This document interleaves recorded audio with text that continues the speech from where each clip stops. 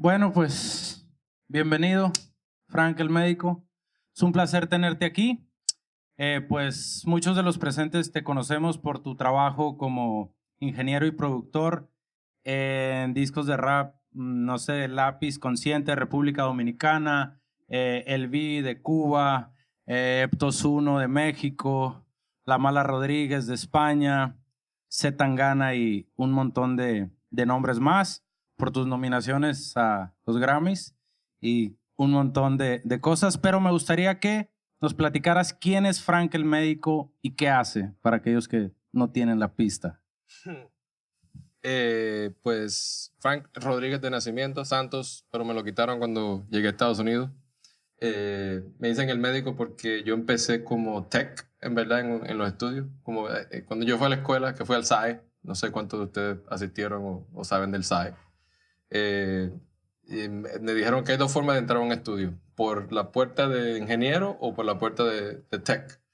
Y yo pues como no tenía ninguna... Yo cuando empecé, yo sabía cómo grabar cassette. Cuando en la radio, cuando ponían los mixes, yo ponía a grabar para escucharlo después. Eso es lo único que yo sabía.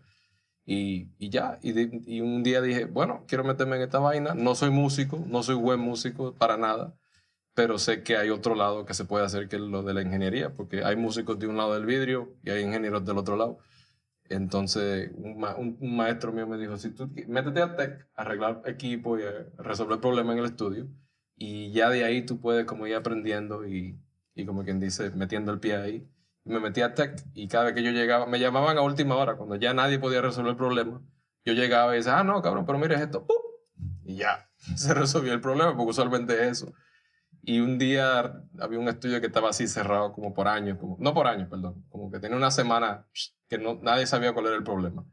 Y yo me llamaron un día de que ven para ver si tú resuelves. Y ya yo había visto ese problema y llegué, no, loco, pero mira es esto. Y ya se arregló. Tenía una semana cerrado. Y el tipo me dijo, cabrón, tú llegaste aquí como un médico. Y yo, me gustó el nombre. Y se quedó. Y de ahí fue como que de tech fui como el asistente así de otros ingenieros que necesitaban como o arreglar voces, o arreglar esto, arreglar aquello. Entonces siguió lo del médico y siguió lo del médico hasta que ya se pegó, Frank el médico. Entonces ya ahí empecé como a trabajar solo de ingeniero. El primer track, bueno, tengo que hacer para no robarte la pregunta. Trabajé mucho en el tiempo fuerte del reggaetón, los 90. O sea, en Miami, imagínate, por ahí pasaba todo. Conocí a Toy, Toy Select, que para ser lo conocí por Toy también. O sea, Toy es como un nexus así que mucha gente se conoce por él. Y él era AR de Machete, que era como reggaetón, todo lo que salía de reggaetón así era como quien dice Machete. Y ahí como que empecé a meterme así en el mundo del reggaetón y a trabajar en lo que es el mundo urbano. I don't know if you wanna... Oye, por ejemplo, hablando de eso, ¿no? Que empezaste a darle duro al reggaetón. ¿Qué escuchaba Frank el médico? Porque tú eres dominicano, mitad en Dominicana, mitad en Miami, ¿o cómo fue? ¿Qué escuchaba Frank el médico en su casa? ¿Qué música? Merengue. Merengue y bachata al final de... O sea, merengue al principio. O sea, todos los clásicos del merengue yo te los puedo cantar. Fácil. A ver. No. Entonces no puedes. Lo de los tanguitos, no, espérate. y esa es la fundación. Pero también escuchaba Vico Sí.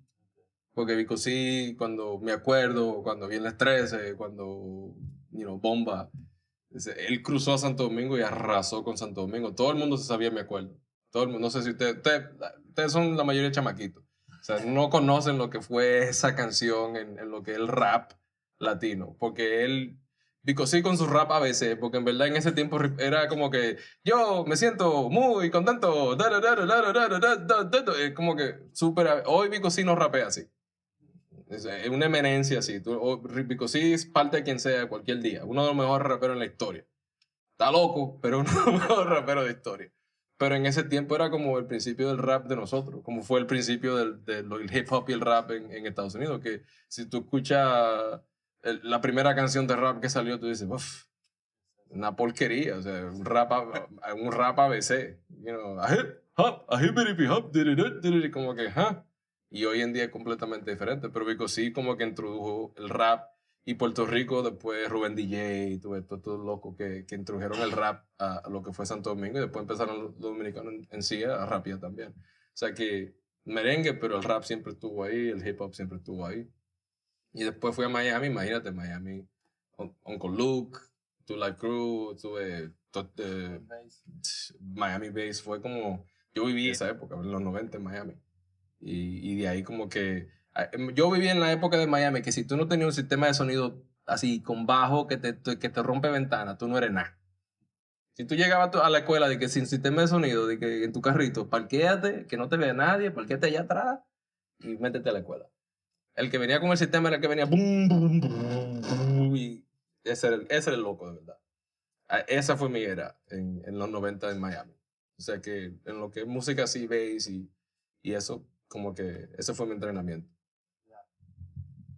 Oye, y por ejemplo, mencionas que te llegaste como médico, se acuñó como ese nombre, Ajá. pero ¿tuviste un contacto antes con la producción o con nada? ¿Algún mentor fuera, digamos, ya de nada? Llegaste ahí directo. Sí.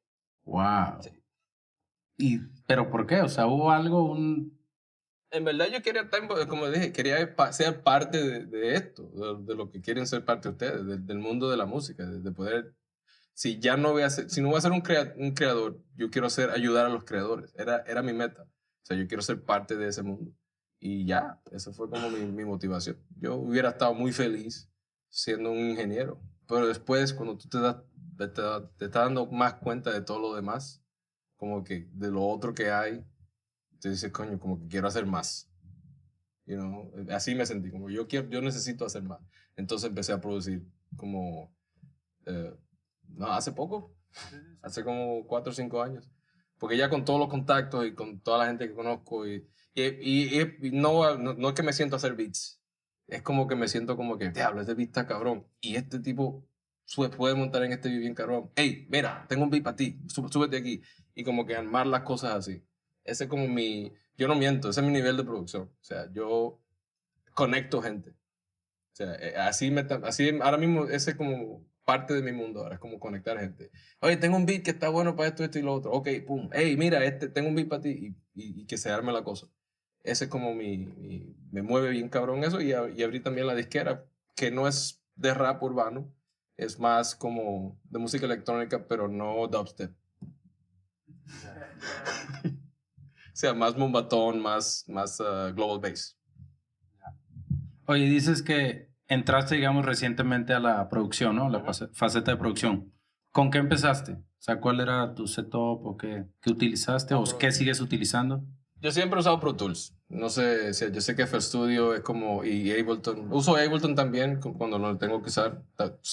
Técnicamente soy maestro oficial de Ableton como certificado, pero yo siempre uso Pro Tools como para todo lo que hago. O sea, ya sea obvio, para mezclar, para masterizar y si tengo que hacer algo de producción, yo prefiero meter todo en Pro Tools y trabajar eso en Pro Tools que en cualquier otro programa. Es como tengo 17 años usando Pro Tools. Ya no hay cosas nuevas, ya no me sorprende. O sea, ya me lo sé así bien. Incluso el otro día sí me sorprendió. Hicieron un update y pusieron una vaina que tú puedes hacer un search de los plugins. Como que, y lo encontré así de error, como que fue a poner un plugin y salió un search y yo, ¡ay! ¿Puedo poner el nombre? Y yo sé que ya Ableton y FL Studio lo tienen de hace mucho tiempo y Pro Tools siempre es el último en incorporar cosas. Pero eso como que, ay, vas a ver, hizo, ¡guay! Y salen todos los, yo me cagué. Y dije, oh, eso está cabrón, Pro Tools. Y hace como 3 años se hizo el offline bounce de Pro Tools, como que no hay que esperar el tiempo entero de la canción. Entonces puedes dar offline bounce y yo, ¿what? Y todo el mundo, pero eso lo tenemos hace 10 años. Y yo, sí, pero yo lo acabo de tener. Buen dato. Oye, y por ejemplo, ¿te acuerdas de cuál fue tu primer canción así en forma que trabajaste? Sí. ¿Te acuerdas de la sesión? ¿Sí? Sí. ¿Nos podrías contar un poco de eso? Claro. En ese tiempo, yo estaba trabajando en el disco de Daddy Yankee, el de El Cartel. Y estaba trabajando en el disco de Calle 13, el de Residente Visitante. Entonces, mi día era, yo iba a trabajar a la escuela donde asistí, de 10 a 5. Entonces, después de ahí, me iba al estudio que estaba como a una cuadra de la escuela a trabajar con lo de Yankee. Porque ya el ingeniero que estaba trabajando me decía, mira, cuando llegues tienes que hacer esto, esto, esto y lo otro. Yo llegaba y que eso como de 5 a 10. Y a las 10 entonces me iba al otro estudio donde estaba Calle 13 a trabajar allá. Entonces, un día en esa, como a las 3 de la mañana me dice Toy, oye, ya terminamos aquí, vamos a este otro estudio a mezclar esta canción. Y imagínate, ya yo voy en hora 23. Yo, vamos, y era Notch. No sé si conocen a Notch. Born Jamaican's Notch. Y Toya le había producido una canción a Notch y tenía que mezclar la rola esa noche. Y dice, vamos a este estudio a mezclar esa rola. Y yo, vámonos. Y pum, llegamos ahí, Red Bull, vámonos. Hey, shout out Red Bull. Y esa fue la primera, se convirtió en la primera canción que mezclé porque 3 meses después me llama Notch. Hey, ¿cuál es tu nombre completo? ¿O cómo tú quieres los créditos? Y yo, ¿en serio? Y me pidió el nombre así como, ¿cómo quieres que salgan los créditos? Y yo, pone Frank, entre comillas, el médico Rodríguez. Y dice, ok, pum, y así salió el disco. Y esos fueron los primeros créditos de mezcla que me dieron en la historia. Y eso nunca se me va a olvidar porque, imagínate, esos son los primeros créditos que te dan. Porque hay mucho tiempo que tú trabajas en muchas cosas y no te dan crédito. O sea, salen y nunca ni te mencionan. O sea, por más que existe. Y Notch tuvo la delicadeza de 3 meses después, oye, me faltan tus créditos para el disco. Y yo, wow, dude, de verdad. Y como que, y hasta el día de hoy somos amigos por eso. O sea, nos hablamos todo el tiempo y, o sea, si se puede trabajar, pues trabajamos, pero en verdad eso fue como, me marcó. Y después de ahí como que, tú ves, empezó la cosa más o menos. Yeah. ¿Qué era el tema? ¿Qué género era o qué? Era como un cumbiatón, si tú no me sé el nombre. O sea, sé quién fue y sé cuándo fue y te puedo decir cómo me sentí ese día. ¿Tú sabes qué pasó ese día? ¿Qué? Ok, ese día yo estaba trabajando ese tema y ya son las 7 de la mañana. Ya yo estoy así, como que está bien, estamos terminando, vamos bien. Entonces, llega un tipo y era Itaúí. Mi primera nominación al Grammy fue con una banda que se llama Locos por Juana.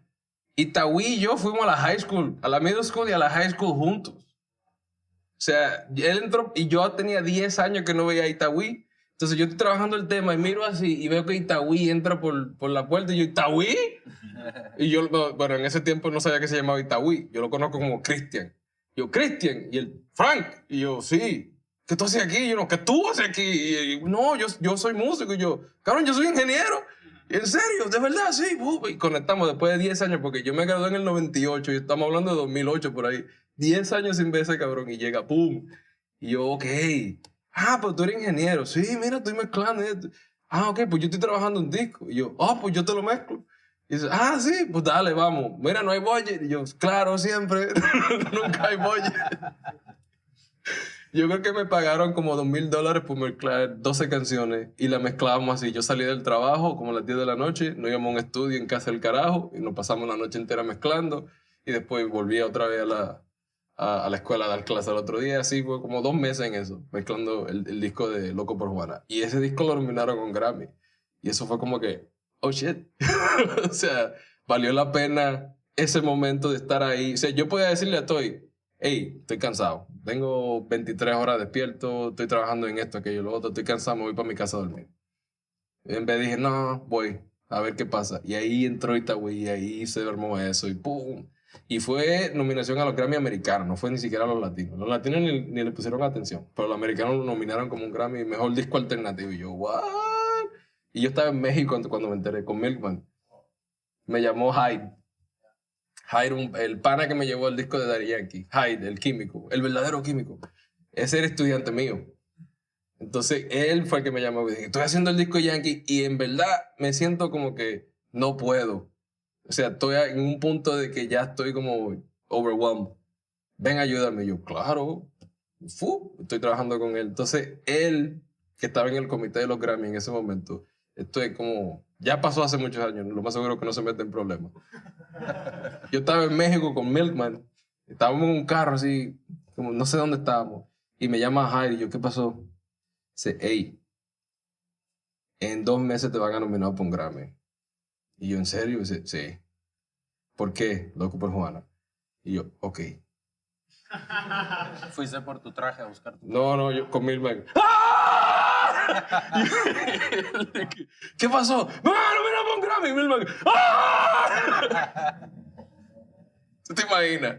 El director y directivo de Balvin friqueado, así, friqueado. Como que nosotros, como en la película. ¡Ah! Y fuimos y bebimos esa noche con Kiki Flow. Al un bar de un tipo que se llamaba Kiki Flow. Nos dimos una emborracha esa noche, así, como que ¡wow! Pero eso fue como... Y 2 meses después salen las nominaciones y así mismo fue. Nominado por un Grammy y yo... ¿Y ahora? ¿Qué pasa? Nada. Absolutamente nada. Te dan un papelito, te puedes decir que te nominaron. Hasta el día que yo me muera soy Grammy nominated engineer. Ya, eso es todo. si tú te sientas... Eso fue lo que aprendí de esa situación. De que si tú te nominan por un Grammy o te ganas lo que sea, si tú te sientes de que... me gané un Grammy. Muy bien. ¿Y ahora? ¿Qué vas a hacer? ¿Vas a usar ese Grammy para hacer algo? O sea, ¿qué vas a hacer? Nada. Oh, pues te jodiste. Porque a nadie le importa. ¿Tú sabes cuántos Grammys dan en un año? 98 por año en los gringos. Y en los latinos dan como 64 Grammys. Tú eres uno de 64. Que es un honor y todo lo demás. Pero dan Grammy por mejor disco infantil. O sea, dan Grammy por eso. Dan Grammy por mejor disco leído, libro leído. Tengo un Grammy porque leí un libro bien cabrón. Muy bien. ¿Verdad? Barack Obama tiene un Grammy. Hoy en día, el presidente Obama tiene un Grammy porque leyó un libro y le dieron un Grammy. Por mejor Best Read Book. Yo, ok. O sea, un Grammy en verdad es cabrón y todo, pero si tú te sientas como que, hey, me gané un Grammy, no vale nada. Es que tú siempre tienes que estar pensando, ¿qué sigue? ¿Qué sigue? ¿Qué sigue? Otro Grammy, ok, dale para allá. ¿Qué sigue? Si no, nunca te puedes recostar. Tengo un number one hit. Muy bien. ¿Qué sigue? ¿Cuántos grupos no salen, tienen una canción que pega bien cabrón y desaparece? Porque se recuestan como que ya tengo un number one hit, ya no puedo hacer... No, papi. ¿Qué sigue? Sí, y eso fue lo que aprendí de esa ocasión. Como que muy bien, se sintió chido y todo. What's next? What's next was more nominations, bitch. What? ¿Ya vienen en camino o qué? No, ya llevo ya, coño. Oye, retomando eso, ¿qué sigue? Cuando hiciste aquella rola que dices que era un cumbiatón, que no te acuerdas cómo se llama, vale mencionar. Bueno, me siento mal y todo. pero era un cumbiatón. ¿En qué año fue eso? Como 2003, 4, por ahí, ¿no? Sí, 2004 por ahí. Que era cuando estaba el reggaetón, digamos, ese boom. Por ejemplo, ese era un cumbiatón y en ese entonces yo creo que todavía no estaba como tan estandarizado eso de mezclar, ¿no? Como que la cumbia con música urbana. ¿Lo veías venir? O sea, ¿veías como eso? Digo, porque hoy en día ya estás trabajando con un montón de gente, ¿no? O sea, no sé, con gente que de alguna manera no nació de ahí, pero pues se enriqueció. No estoy hablando Major Lazer o que estás trabajando con J Balvin o, ¿sabes? Como todo ese Diplo, Dillon Francis, todo ese cotorreo. O sea, ¿lo viste venir o tenías ahí como algún indicio? No, en verdad no. Eso fue, o sea, Toy lo vio venir. A fuego que sí, porque Toy como que fue uno de los primeros que mezcló así como las raíces del reggaetón con lo que es la cumbia. O sea, le metió el dembow a la cumbia y eso. Hubieron varios que lo vieron venir, obvio. Hijo de la cumbia lo vio venir. Yo no. O sea, yo estuve ahí. O sea, a mí, yo trabajé con Diplo porque Toy, Diplo le habló a Toy y le dijo, hey, estoy haciendo un disco de... Pero es como el reggaetón. O sea, ¿quién tú tienes que puede hacer eso? Y Toy, mira, Frank. Y me habló Diplo. Entonces, eso vino a hacerme un batón. Que yo, ¿qué es esto? Me gustó de una. No, o sea, hablando claro, me gustó de una. Lo que fue Major Lazer, el EP de Diplo, otro EP ahí que hizo con el Express Yourself y otro EP que sacó que era como una compilación. O sea, me encantó ese género. Y Diplo le dio, o sea, Diplo es responsable de que el mumbatón hoy en día esté pegado, porque él le dio y le dio y le dio y le dio hasta que pegó algo. Y después de ahí todo el mundo está haciendo mumbatón. O sea, no me digas tú que Taki Taki no es un mumbatón. No me digas tú que Lino, no, obviously, un mumbatón. Todo el mundo está usando el dembow lento como el pop. O sea, y lo que no se están dando cuenta que están haciendo mumbatón. Pero el primer hit de mumbatón fue Bumayé. Lo mezclé yo. pero no me di cuenta que eso venía. O sea, a mí me encantó esa rola desde el principio, pero no sabía que esa era la onda que venía. Hoy en día, o sea, yo abrí el label mío que es como de Mombatón por eso, porque como yo tenía tanto acceso a eso, y muchos chamaquitos me mandaban a hacer rolas de Mombatón, y yo, bueno, vamos a hacer un label porque si me están mandando cosas y nadie le está poniendo atención a la gente, a los chamaquitos porque son nuevos, porque no tienen clout, porque no tienen 50,000 seguidores en Instagram, lo que sea, no le están poniendo atención, pues yo le voy a poner atención. Y vamos a ver qué clase de ruido podemos hacer nosotros solos. Y es mundial, o sea, es global. Porque tengo, por ejemplo, 2 chamaquitos de Chile. ¿Dónde está el chileno? Yo tengo 2 chamaquitos de Chile que le meten bien, cabrón. Tengo uno de Costa Rica también. ¿Dónde está el costarricense? O sea, tengo uno de Costa Rica que se llama Bumblecat, que le mete bien, cabrón. Bien, cabrón. Lo llevé ahora a EDC y tocó en EDC. El único costarricense tocando en EDC fue él. Y el año pasado llevé 2 chilenos. Los 2 únicos chilenos tocando en EDC fueron ellos 2. Y lo que están haciendo es cogiendo el mumbatón y metiéndole su sabor local. O sea, porque alguien de Costa Rica que te hace un mumbatón tiene su sabor local. Igual de Chile, igual en España, Beauty Brain está en España que le meten súper duro. Súper duro. O sea, y se nota que tienen otra influencia, que es mumbatón pero con otras influencias. Eso es lo que me encanta de lo que es el Global Bass. Que el cumbietón o sea, es parte del Global Bass, porque la gente agarra la cumbia, le mete su sabor local y ya es diferente. O sea, una cumbia así argentina, comparada con una cumbia mexicana, pero con el Global Bass ahí abajo. Y ahora se está poniendo más urbano porque ahora es más lirical. Antes era como menos, o sea, era más como el beat. Ahora es más como que hay que meterle voces y hacerlo como no tan lirical, sino que sea como más simple, pero que tenga voces, que la gente pueda relacionarse más con eso. Y se está haciendo como un género radial ahora, más o menos. Yeah. Para bien o mal. Oye, hablando de eso de la mezcla de los ritmos, no sé, desde el inicio, como decías tú, no sé, las primeras rolas de rap en Estados Unidos, pues que si eran ABC o lo que fuera, si sampleaban el funk, el soul o lo que tenían a la mano, ¿no? Y dio la vuelta a los años y a lo mejor en España samplearon flamenco, ¿no? En Argentina tomaron tango, cumbia en Colombia, mariachi en México, lo que sea. ¿Crees que haya algo que falte? O sea, que venga algo que se nos esté yendo, que no se haya todavía como utilizado, incorporado. Los 80. ¿O no me quieres decir porque te quieres guardar el secreto? Los 80. Para la clínica. No, los 80. Le falta. Yo lo que estoy viendo es que es por décadas. Y están como 2 décadas atrás. Por ejemplo, en los 90 estaban sampleando los 60. O sea, todo lo que está pasando con Motown, los 60 y los 70. Después, en lo que va avanzando, ahora están sampleando los 90. O sea, están sampleando canciones de Big, canciones de Tupac, la están sampleando para hacer rolas nuevas. Pero se saltearon los 80. O sea, obvio, Diddy no sampleó, porque eso no fue un sampleo. Cuando hizo la canción esta de Everywhere You Take, eso no fue un sampleo. Él agarró la rola y le puso una batería por debajo y güey, bueno, fuimos. Pero no, como que no he escuchado muchas rolas así como que samplearon los 80, como el flow de los 80, los sonidos de los 80, que son más synth, más... Y puede ser que lo que esté pasando ahora es eso. Pero como que no, como que o están usando sonidos de los 80, pero nuevos, pero no, como que no siento que están sampleando los 80. Y eso viene ya. Va a venir esa era de gente sampleando los 80 a full. Pero no está hablando de que sonidito, sino a full, como hooks así de rola y follenda. Y puede ser interesante. Vamos a ver. Así que ya saben, directo a la librería de los 80. Robert. Todos los éxitos. No, cabrón, espera. ¿Ustedes vieron un plugin que se llama RX7? Ok, hay un plugin que hizo Isotope que se llama RX7. Que lo estaba ayer con DJ Maneuvers, no sé si lo conoce, Pancho. Sí. Estaba con Pancho y estamos hablando de que él tiene una idea de hacer un disco así, que no sé qué, que no sé cuánto. Y eran como así, como canciones así románticas de los 60, los 70.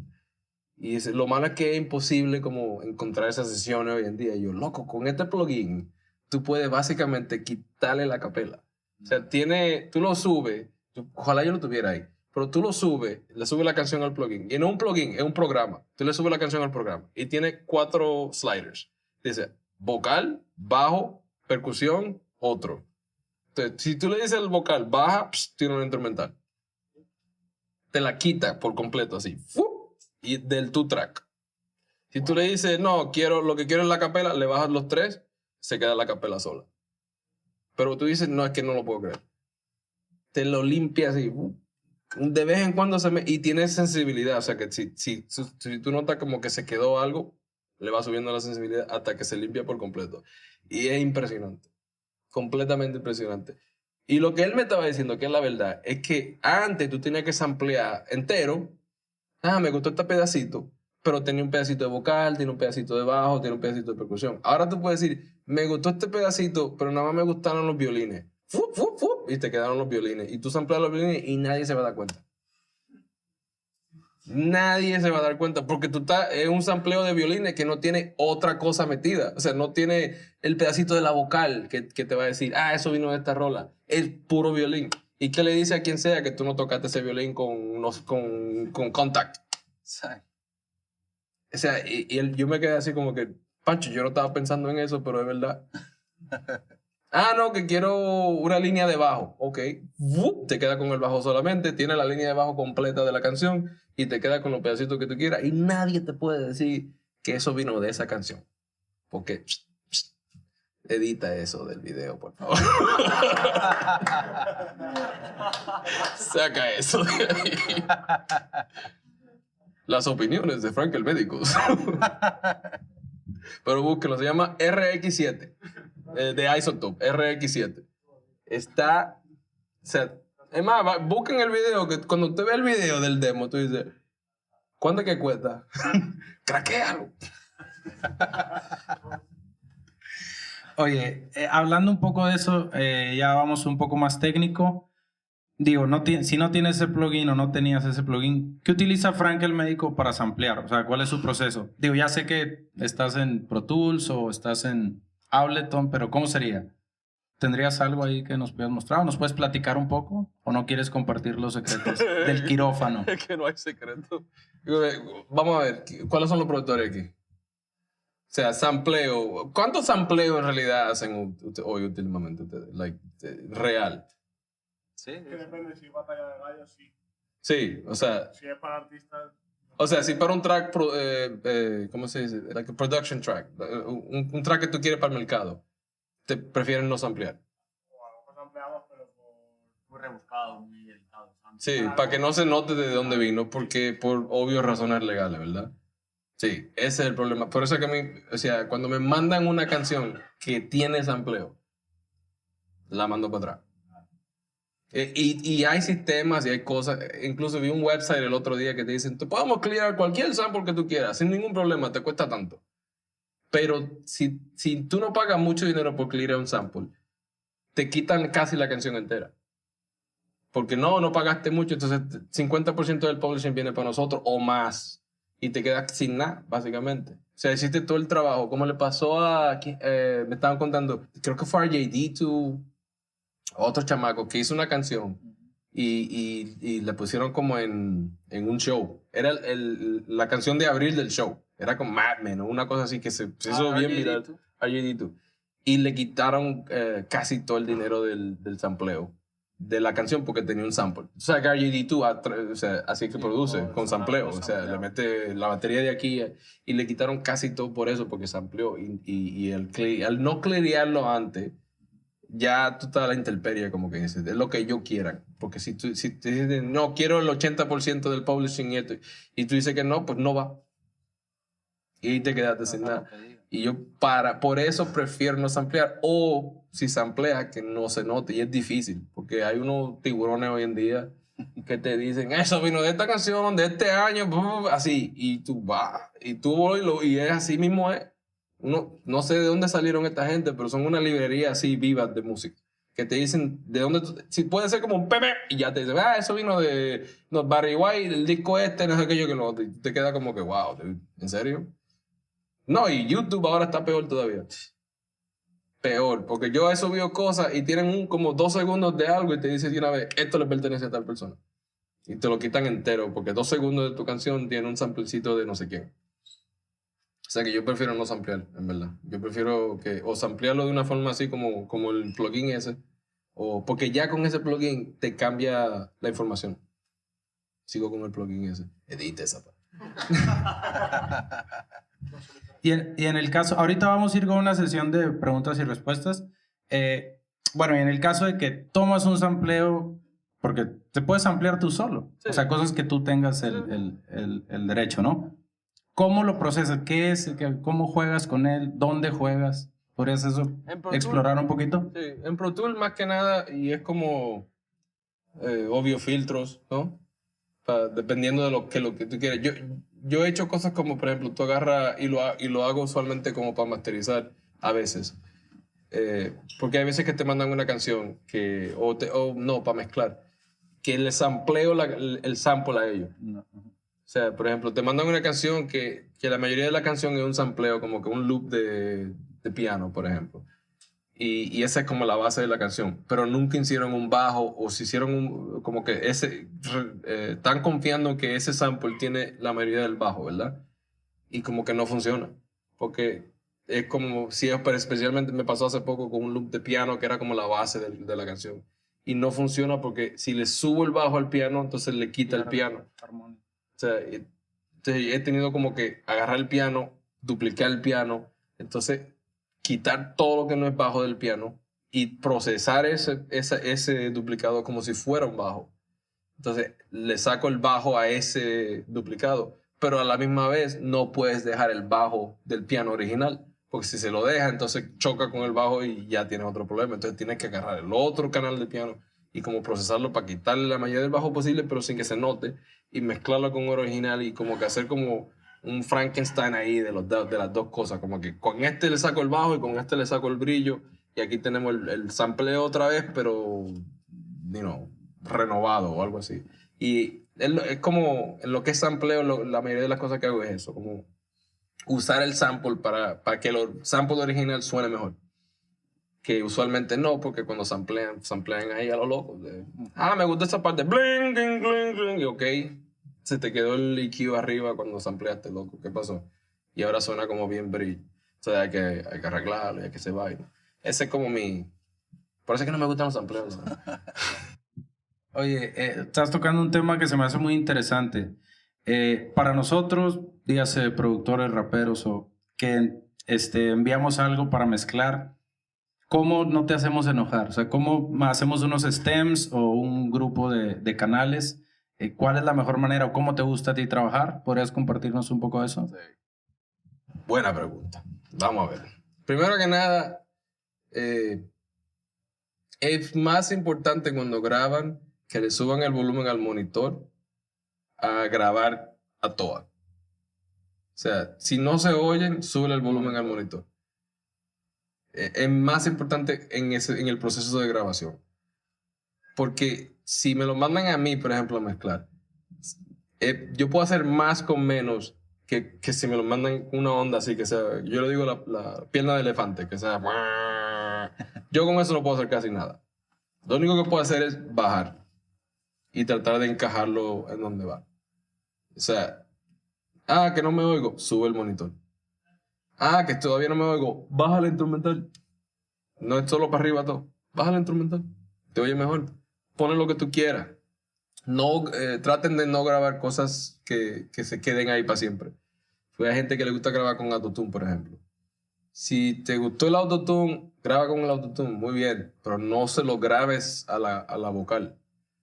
Que hay formas así, por ejemplo, el Pro Tools yo lo puedo grabar con el plugin puesto, pero no se aplica. O sea, si mañana digo, tú sabes que mejor lo afinamos para no tener autotune, lo puedo hacer, pero si lo grabaste con autotune, bueno, loco, tienes que grabarlo otra vez porque ya está ahí metido. O sea, si no se quieren casar con un proceso, no le graben el proceso. Es preferible que lo graben limpio o graben dos versiones, que yo usualmente hago eso también. No, que lo queremos con autotune, ok, dos canales exactamente igual, uno con el proceso y otro sin el proceso, y el que no lleva el proceso muteado. Entonces ya tienes la limpia y tienes el proceso. Y ya si mañana decides no me gustó, pues lo tienes ahí. Y si lo mandas a mezclar, eso es lo peor que te lo puede hacer un mezclador, mandarle algo que ya está procesado, porque entonces yo tengo que trabajar para quitarle ese proceso si al final no encaja, que es bien difícil a ese punto, especialmente si tienes reverb o delays o algo así. Hay plugins que se usan para eso. O sea, yo tengo plugins que le quitan reverb a una vocal, Pero si no lo tiene, mejor todavía. Y yo se lo puedo añadir. O sea, cosas así permanentes sería bueno no tenerlas para al final poder, o sea, para darme espacio a mí. En lo que es la instrumental, hay dos versiones. Traten de no quitar cosas. Vamos a decir que están bien contentos como suena una instrumental. O sea, me gusta como el balance que hice. Lo que quiero es que suene mejor. Y en el master usualmente tienen como un par de plugins, un isotope, uno que sea. Y usualmente, mándame stems para mezclar. Lo primero que hacen es que van al master y le quitan todo eso. Lo que pasa es que cuando le quitan todo eso, desbalancean todo. Y ya no suena igual. En ese caso, usualmente yo le digo, déjalo exactamente como está, mándame los stems así. Porque ya tú estás contento más o menos con lo que... Eso es lo que quieres que suene mejor, pero ya tú estás contento con eso. Entonces, deja lo que tienes ahí. No, lo ideal sería que si después de que tú haces los stems, agarras los stems y los metes en una sesión y les das play, suena igual a la sesión de donde sacaste los stems. Si suena igual, perfecto. Entonces mándala y el que vaya a mezclar, que entonces trabaje de ahí y lo haga sonar mejor. Pero traten de no... voy a quitar todo el proceso porque el que va a mezclar lo va a hacer sonar mejor. Pero el problema es que ya tú tienes un mes escuchando esa canción de esa manera. Entonces tú lo que quieres es que esa persona se meta en tu cabeza, lo escuche de la manera que tú lo estás escuchando por un mes y que la atine. Y es como que tú me pongas ahí el aro de básquet al otro lado de la calle, desde aquí adentro, y ¿se acuerdan del comercial de Michael Jordan con Larry Bird?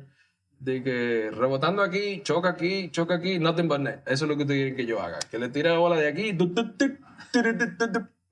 y no va a pasar. Por más bueno que yo sea, no va a pasar. Lo que puede pasar es que o le atiné y suena exactamente como como tú la tenías, o no le atiné, que el 90% de las veces, o la hago sonar mejor, que es 0.03% de las veces. Y no porque no pueda ser mejor, porque yo soy mejor que ustedes.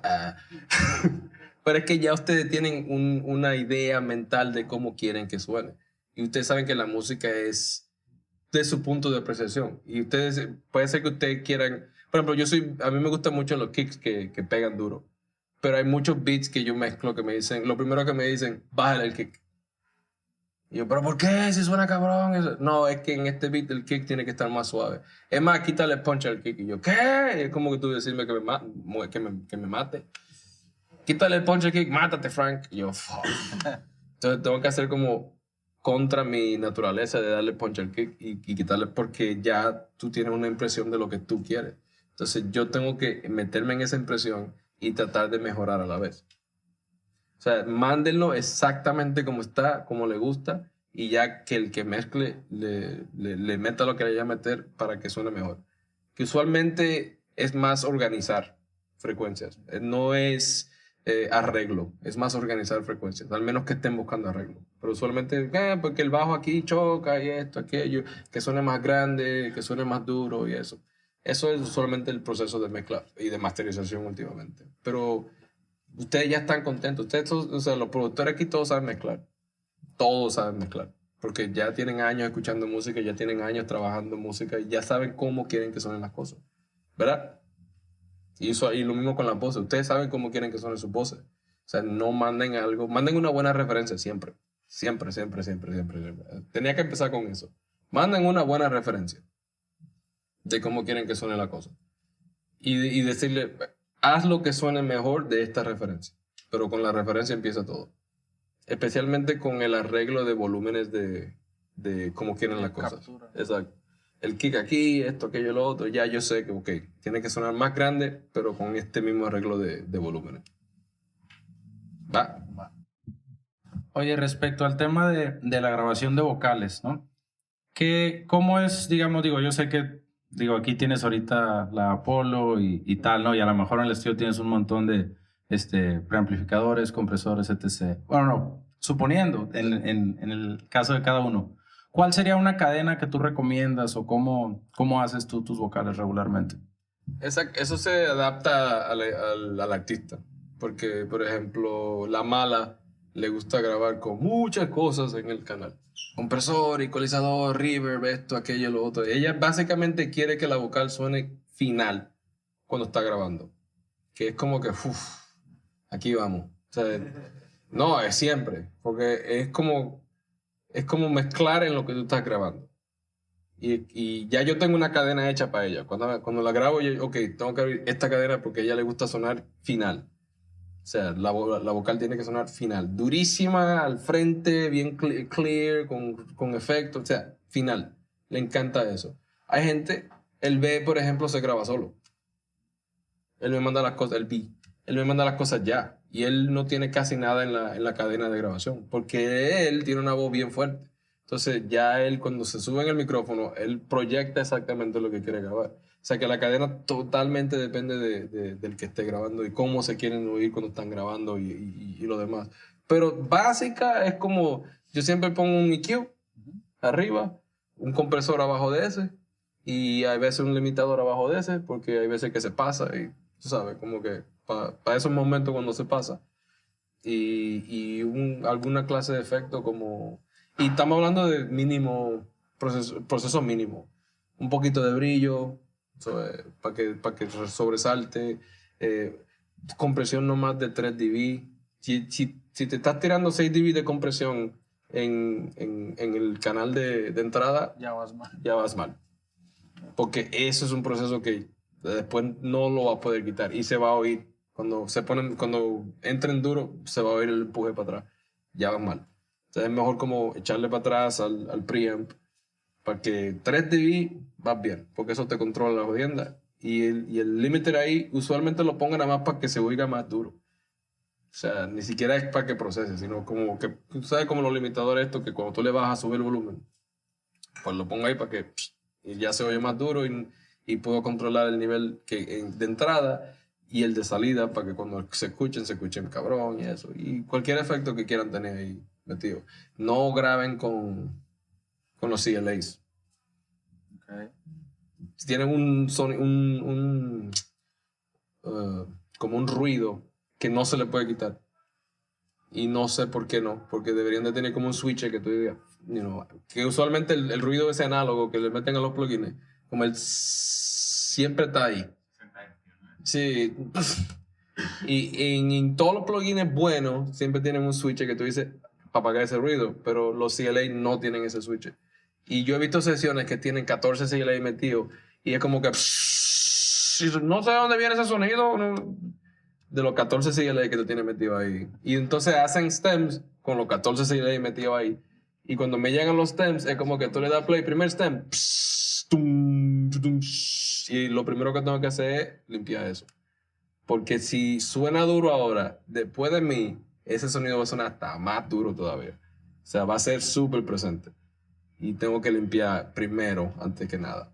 O sea, que los CLA para grabar, si lo van a usar, úsenlo, pero tienen que tener en cuenta que ese sonido está ahí. O sea, que yo usaría un par, no me volvería loco con los CLAs.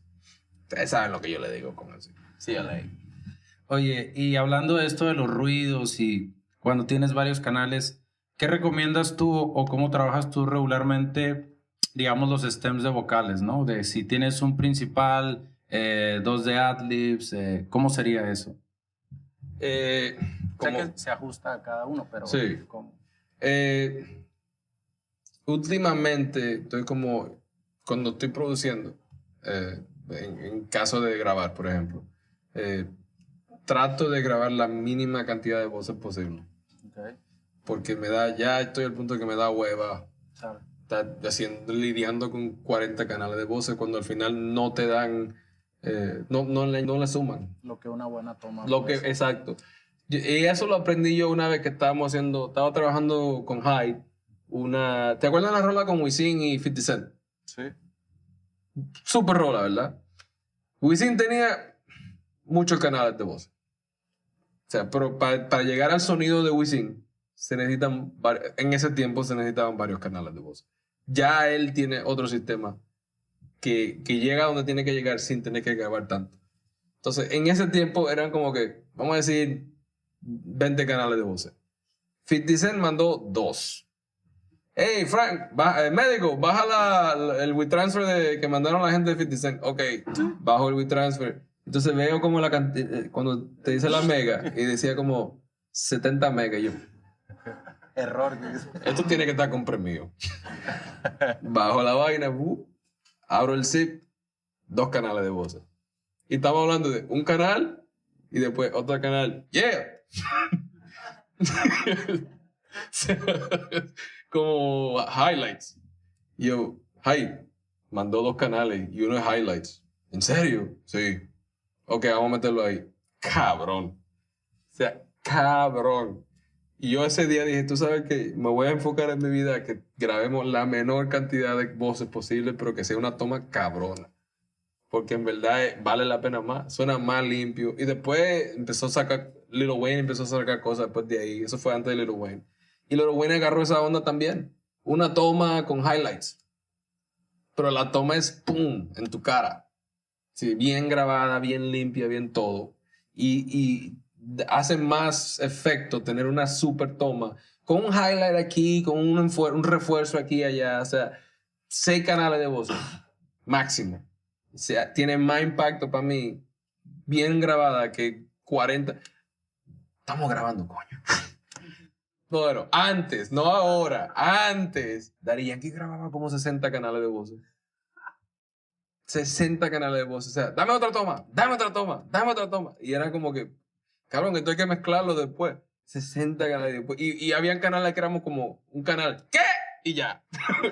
Ese era el canal. Y era como que, ¿para qué? O sea, y le decíamos, de que, Raymond, ¿tú te acuerdas que cuando tú estabas con Playero, tú nada más tenías un canal? Porque eran, en la cinta habían 2 canales de música y un canal de voz y un canal de highlights. ¿Tú te acuerdas de esos tiempos? Sí, pero papi, ahora estamos por Tool y tú sabes que le podemos dar ahí hasta abajo. Y así mismo era. Para el cartel habían sesiones que eran canal tras canal, tras canal, tras canal. Y era como que... Y ya él cambió ese proceso también. Y ahora si tú escuchas cosas de Yankee, ya como que ya él cambió ese proceso. Estamos buscando una super toma, highlights, esto, aquello, lo otro, y para adelante. Bueno, un canal de highlights, cabrón, funciona más que 14 canales de voces. Como un canal, como hacen, o sea, hoy en día, como que tú tienes un canal cabrón y en los espacios tienes un highlight cabrón, como que te rellena bien. Exacto. Es un canal así bueno de highlights. Es difícil eso, pero un canal bueno de highlights funciona más que tirar 14 canales de voz. De que nada más por rellenar, como que para que se sienta lleno. Es like, no, tírate un buen canal. ¿Sabes quién hace eso? Bueno, Fuego. Fuego hace eso cabrón. Cuando tú lo grabas, él te graba y te tira el primer canal. Si tú ves a Fuego escribiendo, tú te impresionas, porque él no escribe nada. Él está ahí, ok, toca el beat. Mami, Ferrari. Y tú, ¿para dónde va esto? Entonces, ok, quédate con Mami, Ferrari, esto, aquello y lo otro. Tú le das play. Ven para acá, mami. Súbete en el Ferrari. Y como un rompecabezas. Y quedan espacios. Y tú, ok, ya veo por dónde vamos, pero están los espacios. ¿Qué va a hacer? Tienes otro canal. Yeah. Para el Ferrari. Vámonos juntos. Y tú, coño. Y cuando tú vienes a ver, tú tienes 2 canales, 3 canales de voz y está cabrón. Sí, yo me acabo que este tipo es un fucking genio. Pero con 3 canales te mata. Y si ese sería un buen ejercicio, déjame tratar de con 3, 4 canales hacer lo que tengo que hacer. El hook es diferente. Estamos hablando de los versos. Si te quieres echar 60 canales de voz en el verso, en el hook, vale. A fuego. Si rellena y se oye cabrón y todo lo demás, muy bien. Pero en los versos, mientras más mínimo mejor. Y así tienen contraste también. Porque viene un hook, ¡wow! Y después viene el verso. Calma la vaina. Y te da espacio como a que la rola tenga dinámica, que muchas rolas no tienen dinámica, es como un solo de arriba abajo. Con cosas así se siente mejor, la rola se siente como que no cansa en muchas ocasiones. ¿Crees que eso que ahora vaya más hacia ese lugar, por ejemplo, que dices que lo hizo tal y Wayne lo empezó a hacer, ¿no? Sí. O más gente. ¿Crees que tenga que ver también con el rumbo que ha tomado la música? O sea, que los instrumentales ya también te dejan para esa dinámica, ¿no? Hablando de, no sé, del trap o de lo urbano que está así, que te da ese espacio. ¿Crees que tenga que ver? Yo creo que fue como el huevo y el pollo, como que los raperos empezaron como a hacer eso y como que los productores, pues pues vamos a hacerlo así. Como que vamos a hacer beats así que se presten, que tengan espacio para esa clase de cosas. Y yo creo que, o sea, a mí me gusta más. O sea, personalmente, como que especialmente productores que también es difícil para un productor saber el momento en que tienen que echar para atrás. A mí me mandan muchas canciones que suena como que el beat, que el productor y el rapero están peleados. No le he visto eso. No, y así le digo, o sea, suena como que ustedes no están peleados. ¿Y por qué? Porque tú estás allí haciendo lo que te da la gana y él está allí haciendo lo que le da la gana y después se mandaron los archivos y lo pusieron en una sesión uno arriba del otro y me lo mandaron así. Porque no están hablando. El beat va bien cabrón, prácata, prácata. Y el rapero va bien cabrón como, ah, sí, pues vécate. Y como que no hay nadie se hace espacio. O sea, el productor tiene que tener la conciencia de que tú sabes que tengo que quitar estos elementos porque aquí viene la voz. Y la voz es un elemento del beat. Y entonces aquí podemos subirle, aquí podemos quitarle, aquí podemos añadirle. Pero si tú haces un beat y nunca lo tocas, esa es otra. Si tú hiciste un beat y le grabaron y tú después nunca tocas el beat de nuevo, no estás produciendo. Porque eso no es producir, eso es hacer beats. Ah, hiciste el beat, se le metían las voces. Ahora agarra esas voces, métesela al beat y entonces termina la canción. Hazlo conviértelo en una canción. Empieza a quitar cosas, añadir cosas. No estoy hablando de que va a una producción nueva. No, vainita, brin. Aquí, un tiqui, allá. Cosas que se sientan como que, ok, déjame llevarme de la voz. Aquí hay un espacio, déjame meter una vaina aquí. Esto, le quito esto aquí para que no choque con la voz. O sea, ahora es que se produce. El beat es el inicio. ¿Cuántas barras era un beat en los 90? Al principio. ¿Cuántas barras? Cuando tú le pedías un beat a un productor en los 90, eran 16 barras. Todos los beats que hizo Timbaland. ¿Tú viste el Fade to Black? Cuando Jay-Z entró al estudio con Timbaland, el disco de Yankee se mezcló completamente en ese estudio, el del cartel. El morado ese. Ahí me metí 3 meses. O sea, ya yo no quería ver morado por el resto de mi vida. Tócame beats. 16 barras. Ya, no tocaba más nada. Venía el otro beat. 16 barras. Y no era que no quería tocar más, es que eso era lo que había. Hay 16 barras. Entonces venía, le tocaban las 16 barras por 3 minutos. Venía Jay-Z o quien sea, grababa. Ok, cool. Entonces ahora es que vamos a producir. Agarra la capela, tírala ahí. Tira todos los elementos del beat. Vamos a añadir elementos nuevos. Quitamos cosas, añadimos cosas. Esto, aquello y lo otro. O sea, hoy en día un chamaquito te mándame un beat, 3 minutos. Yo, diablo. Pues ya esto no es un beat. Es una canción entera. Y como que no entienden que, loco, al final tú vas a tener que trabajar eso otra vez. O sea, te voy a dar la capela, pero tú tienes que trabaja otra vez. O sea, mételo ahí, quítale cosas, métele cosas, añade, conviértelo en una canción, porque no es una canción. Ahora mismo es un beat casado con una vocal. ¿Me entienden? Te entendemos. Okay. Oye, hablando de que te metiste al estudio 3 meses y trabajando con un montón de luminarias, no solo en ese disco, no en muchos.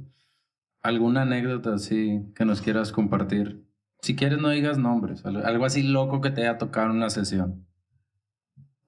Estoy buscando la más segura. Pues ¿será él todavía el security? Como estábamos trabajando tantas horas, nosotros le hacíamos una vaina que se llama los Krugers. Si tú te duermes, o sea, si en algún momento tú te duermes por cualquier razón, siempre era Jai, Gocho, yo, el asistente, que nos hicimos súper amigos. Imagínate, 3 meses, 18 horas al día, nos hicimos súper amigos. El mismo asistente todo el tiempo. Y el security de Yankee llegaba de vez en cuando, o sea, llegaba como 6 de la tarde por ahí. La esposa de Yankee venía de vez en cuando. Eran como 8 personas siempre. Los productores, uno de los productores siempre llegaba, o Tiny, o Nelly, siempre había alguien ahí. Entonces, si te dormías, todo el mundo se paraba alrededor de ti así, como que bien calladito, así que, hey, Kruger, y todo el mundo paraba todo lo que, no importa, paraba todo lo que estaba haciendo.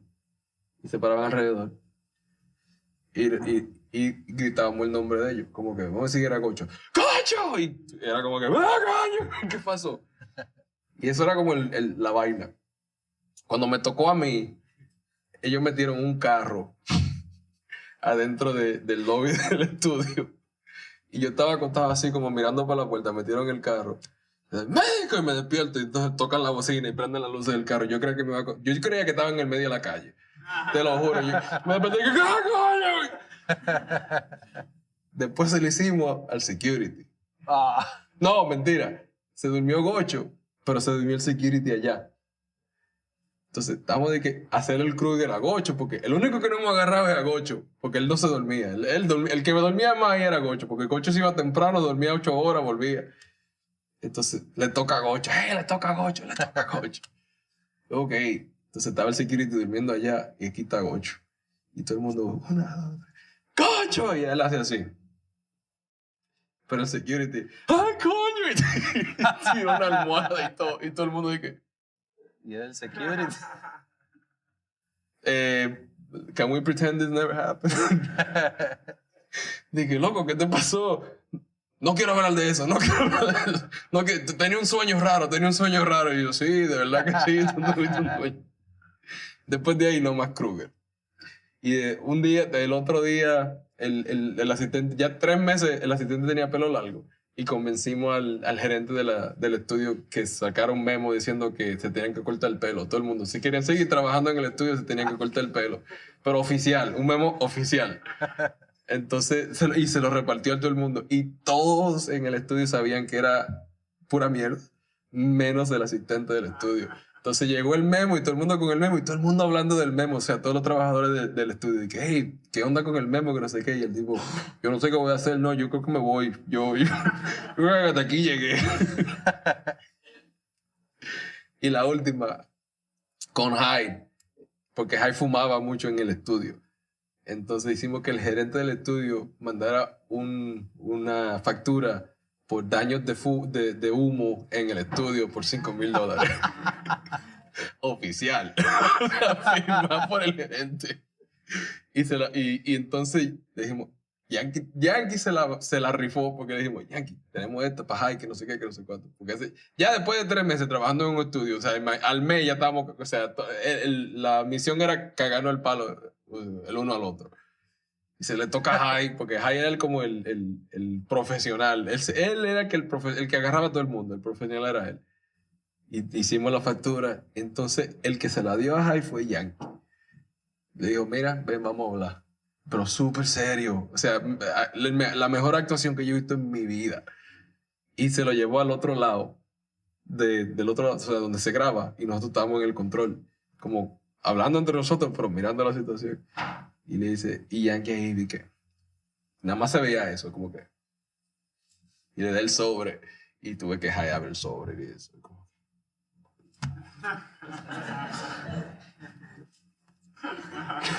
Y aquí, papi, tú sí, tú te vienes. Y después vuelve a así como que, papi, esto no puede ser. Yo, ¿qué pasó? No, que me quieren cobrar $5,000 y que por el daño de humo. Y aquí fuma todo el mundo. Yo no soy el único que fuma aquí. Y yo, no, Jair, el único que fuma en el estudio eres tú. No, mentira. Yo te he visto a ti fumando aquí. Y se armó 3 días. 3 días. ¡Wow! Él estaba convencido por 3 días que tenía que pagar $5,000 al estudio por daños de humo. Al tercer día que va donde Trevor, dije, el gerente del estudio, dije, mira, ¿qué podemos hacer como... Dije, como payment plan, dije, dame un plan de pago que no te lo puedo pagar ahora mismo. Y Trevor dije, ¿qué tú hablas? No, pero ellos siguen con esa vaina.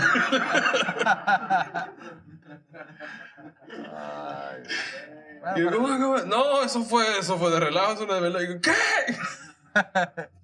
¿Le vino bien? ¿Se Sí, limpió 3 días? sí, no, imagínate, 3 días rochado tú, de que hablo 5,000, ¿de dónde saco yo $5,000?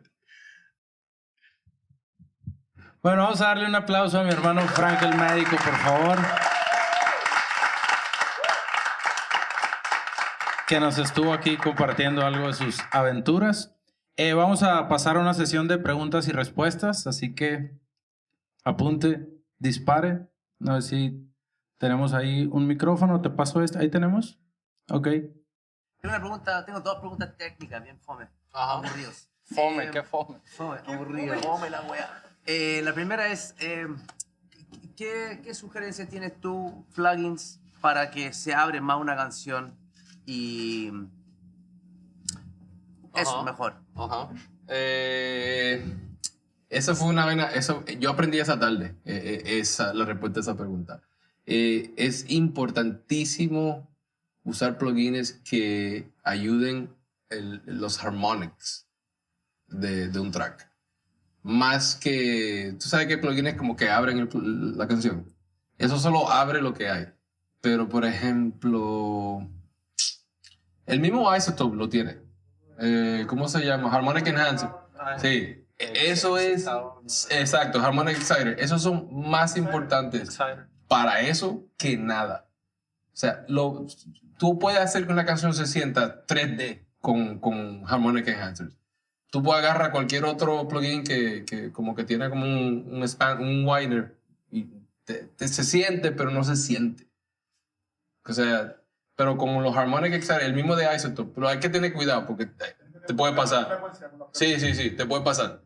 Usualmente yo lo hago en las frecuencias altas. Lo que es la del medio y la de abajo, usualmente no le hago absolutamente nada. O sea, no le añadas muchas cosas a lo de abajo. Trata de no abrir las frecuencias de abajo tampoco. Usualmente en el mismo plugin yo lo que hago es que hago que la frecuencia como de 70 Hz para abajo, mono. Porque en verdad deben ser monos. Y después cuando ya va subiendo, puedes empezar a abrir. Ya la frecuencia alta, estamos hablando como de 12 para arriba, puedes abrir bien cabrón. Y se va a sentir 3D. Es que cae en un proceso que se llama enmascaramiento de frecuencia, que es tratar de aprovechar el enmascaramiento de frecuencia para trabajar los samples. Los samples tú los puedes omitir y que no lleguen a sonar como el sample original de una canción, enmascarando esa frecuencia. Así, con el error que puedas tener, tienes que cogerlo y aprovecharlo al máximo a tu favor para poder trabajar los excitadores armónicos y hacer el enmascaramiento de frecuencia. Sí. Es la parte que se hace con esta parte. Sí, pero usado bien y puede ser que te tome como... O sea, no es como que métele un preset, no. Úsalo, empieza como a probar cosas y cuando ya tú crees que suena bien, guarda eso como preset y después trata otra cosa con la misma canción hasta que llegue a un punto como que ahora sí suena cabrón. Pero los Harmonic Exciters son para mí lo más importante ahora mismo. O sea, tengo usualmente 2 o 3 en mi master que no están a full. O sea, como, yo son como, me gusta hacer cosas como cuando tú haces compresión. En vez de tener un compresión dando 12, yo tengo 3 dando 4. Porque entonces el primero te da 4, entonces tú pones el otro y ya viene la señal comprimida y ya no está empujando tan fuerte. Se empuja menos y el otro empuja menos todavía. Y te hace como... te da la misma cantidad de compresión, pero se nota mucho menos. Entonces yo usualmente uso como varios porque hay unos como que son muy buenos para los medios. Como los de tubo. Los Harmonic Enhancer de tubo son muy buenos para los medios y para la frecuencia baja. Hay otro como el de Isotope que es muy bueno para la frecuencia alta, pero no me gusta mucho para la frecuencia baja. O sea, y hay otro de una compañía que se llama Brainworks. Todos los plugins de Brainworks, todos son fenomenales. Todos. Hay uno que se llama WXL, que está muy bueno. Es más, yo nada más sé usar de una sola forma. Tiene un botón que dice 0 a 100 y yo pongo a 100 y ya, me voy. Como que lo pongo en el master 100 y sigo. Entonces empiezo a trabajar después de que lo ponga así. Porque ya está como que lo que va a hacer, lo va a hacer. Entonces ya, en vez de estar ajustando el plugin, lo que hago es que ajusto la mezcla. No sé si tú conoces, quería saber, porque he buscado muchos años un plugin que hiciera esto. Que tú buscas un sonido, un espacio en blanco con un ruido, el típico que hay que cancelar, ¿cierto? Ya antiguamente existía un programa, el Cool Edit Pro, muy bueno para el año 90. Sí, se llama Adobe Audition hoy.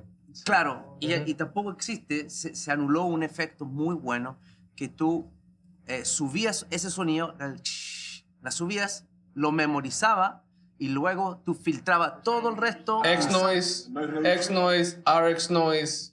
Pero son de wave. No. El X-Noise es de Waves. RX Noise es de Isotope. RX Noise y X-Noise. No, el RXD Noise. Espérate. Pero X-Noise es muy bueno. X-Noise es muy bueno para eso. Noise reduction. Sí, RX. Sí. Sí, el RX Spectrum Noise. Ok, tú agarras ese espacio, le pones learn, te aprende eso y ya te da como como que ya conoce el noise y después selecciona el track entero clean. Y tú puedes controlar, o sea, cuánto le quita, porque si le da mucho suena como que está bajo el agua.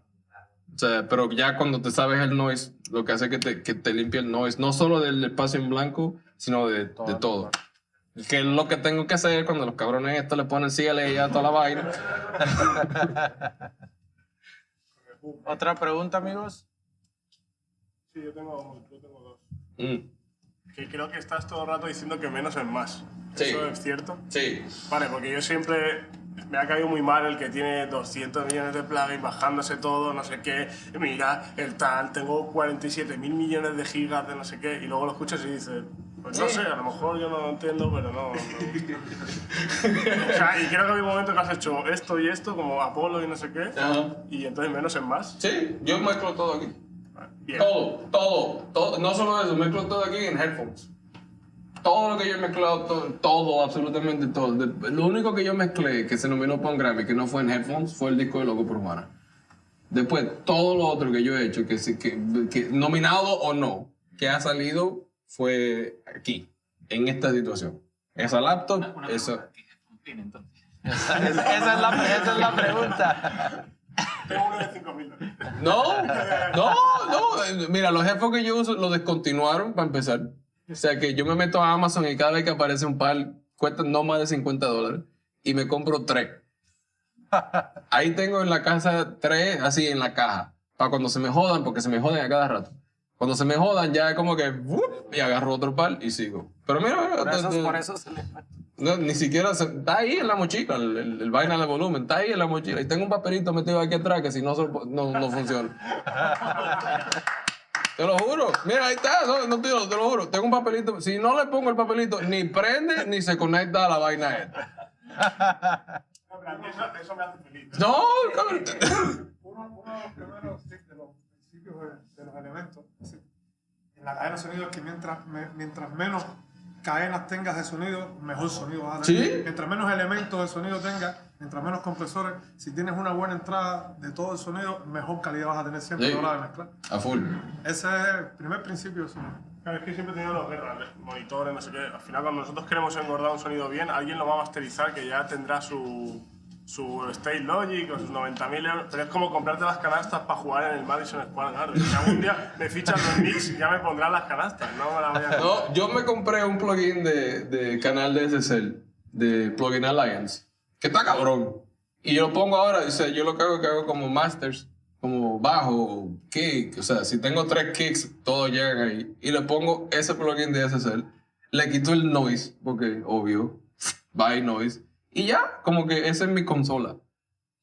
Y ya, y si tengo que meter otro plugin abajo de ahí, le meto otro plugin. Pero, o sea, estamos hablando de un canal SSL. Yo que he usado SSL, digo, suena bien cabrón al SSL. O sea, no es un SSL, pero suena bien. O sea, el EQ suena bien cabrón al SSL. La compresión suena bien cabrón al SSL. O sea, todo está bien cerca.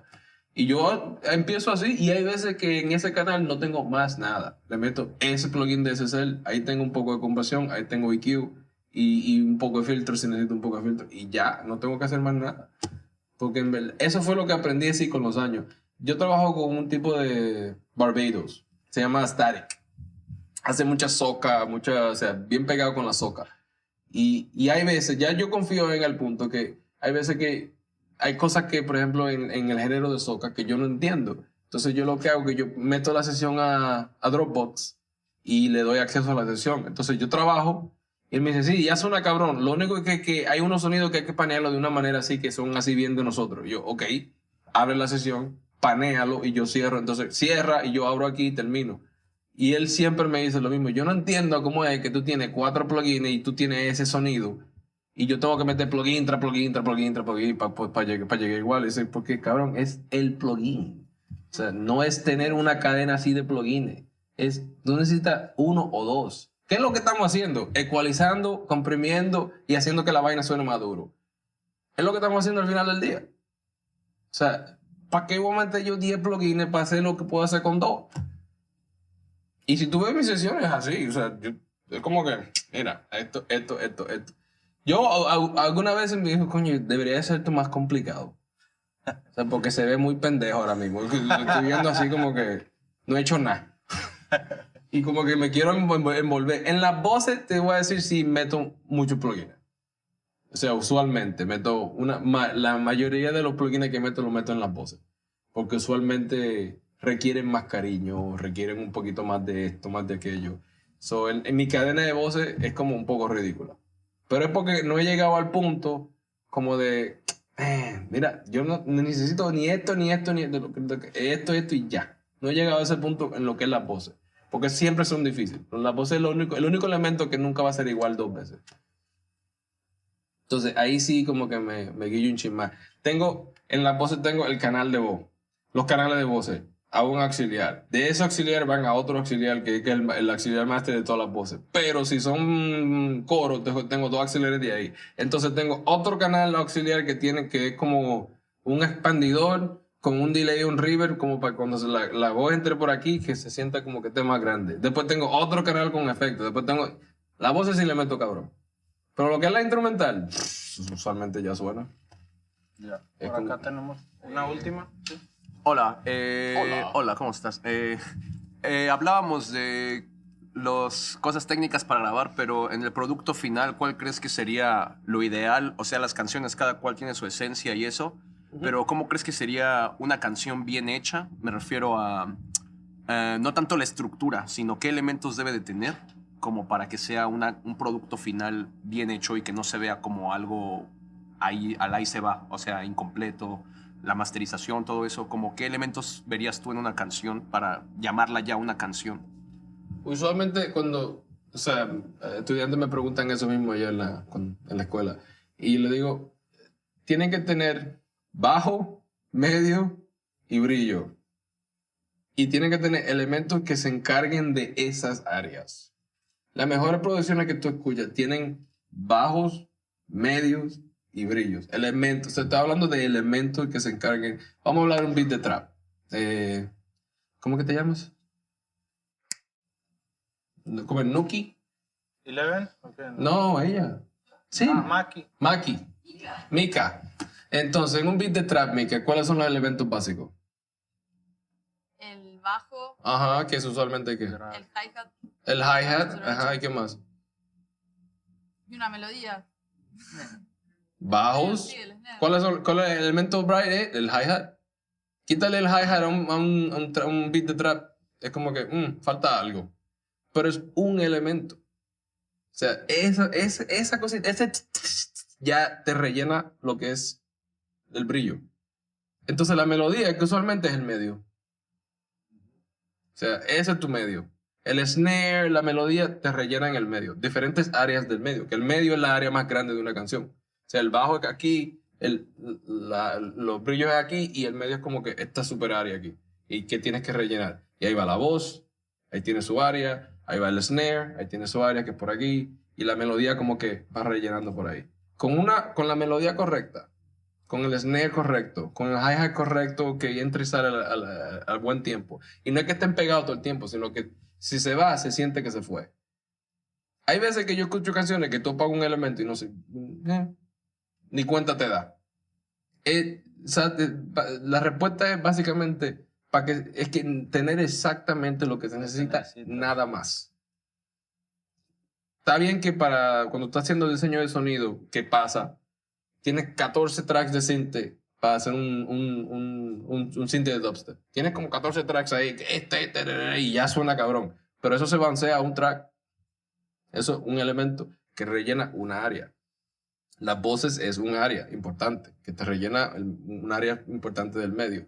Y lo que va arriba. Que usualmente en música electrónica, por ejemplo, es o aire o algo así. Te rellena esa área. Eso es lo que se pierde en mucha producción. Como que siempre falta como algo. O sea, hay algo que no tiene relleno. O sea, como que falta como que aquí te faltó esto. Y tú te puedes como sentar a pensar como que, ¿qué fue lo que faltó?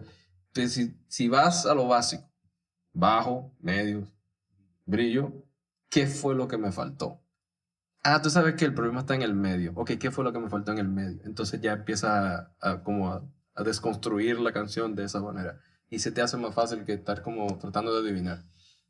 ¿O alguna regla en cuanto a niveles para cuando terminas algún track? Con niveles de máster. Si una canción electrónica, usualmente la llevo como a -6. Hay una forma de medir en LUFs. LUFs. LUFS. Entonces, ahí en ese metro, usualmente una canción electrónica la llevo como a -6 en ese metro. En una canción como de un trap o algo así, como -8, -9. Y una canción más contemporánea como -11. Entonces, dependiendo del género, obvio.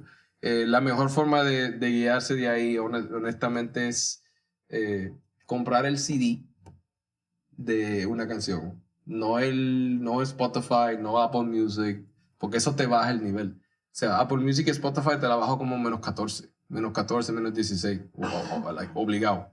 Entonces tú compras el CD que ya está un poco menos afectado y tú puedes medir por ahí, como poner la canción y medir. Pero usualmente, hay niveles recomendables. O sea, que te dicen, debe ser, pero la realidad es que nadie manda esos niveles. Y usualmente Spotify, Apple y eso, como que te ponen la canción a ese nivel.